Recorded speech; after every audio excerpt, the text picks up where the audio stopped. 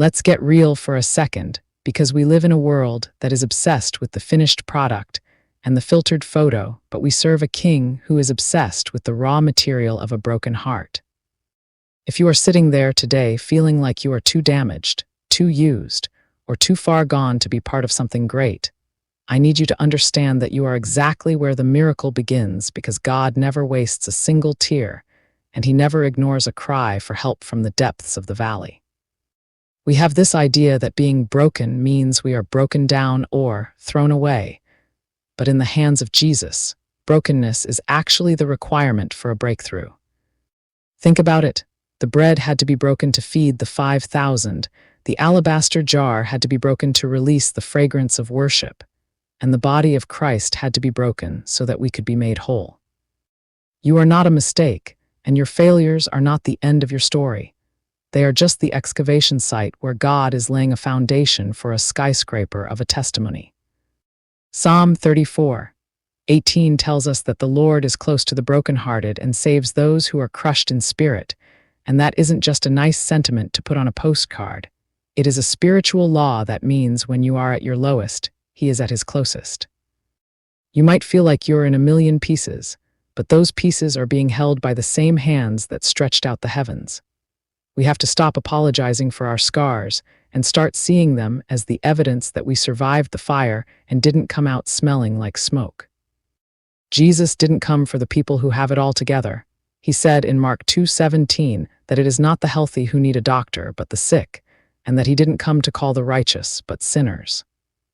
That is the bold, unvarnished truth of the gospel, that your mess is the very place where His mercy chooses to set up camp. Stop trying to glue yourself back together with the cheap glue of this world, with money, with status, with validation from people who don't even know their own purpose. And let the master architect rebuild you into something that doesn't just look good, but stands strong against the storm. Being broken doesn't disqualify you. It actually qualifies you to speak to the hurting with an authority that a perfect person could never have. Your pain is becoming your platform. Your struggle is becoming your strength. When life tries to tell you that you're finished, remember that the tomb was the place where everyone thought Jesus was finished, but it was actually just the waiting room for the greatest comeback in human history. You are in your Saturday right now, the day of silence and shadow, but Sunday is coming, and when it does, the version of you that rises is going to be unrecognizable to the version of you that fell. Do not let the enemy convince you that your value decreased because you went through a trial. Gold doesn't lose its value when it's in the furnace, it just loses its impurities. You are being refined, not rejected. You are being prepared, not punished.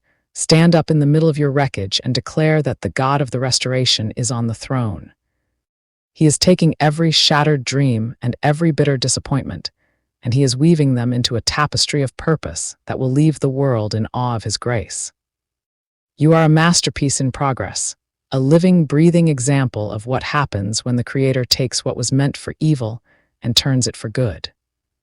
Walk boldly, live fearlessly, and know that your best days aren't behind you. They are being built right under your feet in the very places you thought you were falling apart. Please follow my page so that you don't miss what's coming next. Please feel free to like, share, and comment. Let's spread the light. Thank you so much. With love always, Maria D.C. Santiago.